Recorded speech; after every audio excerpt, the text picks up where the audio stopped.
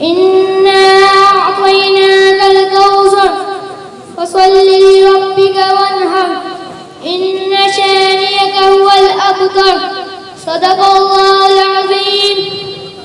Respected teachers and my dear fellows, Assalamu alaikum wa rahmatullahi wa barakatuh.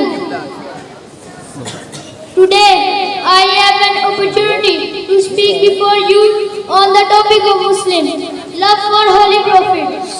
Dear audience, in order to worship Allah, it is necessary that the love and greatness of Allah be rooted in the heart and mind.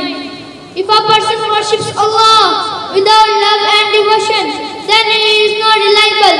In the same way, to obey the Holy Prophet, it is necessary to have love and devotion to the Holy Prophet. Without the love of the Holy Prophet, there is no credibility in obeying the Messenger, nor is there any benefit in following the Sunnah of the Prophet, nor can faith be perfected, whatever it has said well.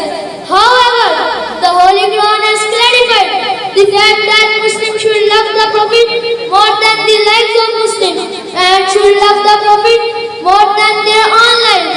And it is also clear from the hadiths of the Prophet that parents to have more love for the Prophet than for children and one's own soul and all human beings is necessary for complete faith.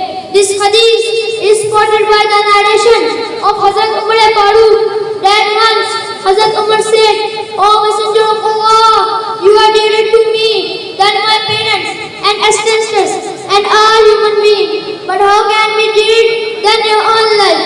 Noor said to the Holy Prophet, "If I become dearer to you than your own life, then your faith cannot be complete."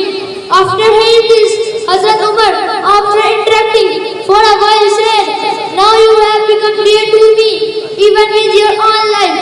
Sarkar to scholar said, "O Umar, now your faith has become perfect and complete. وَمَا عَلَيْنَا إِلَّا الْبَلَاغُ الْمُبِينُ."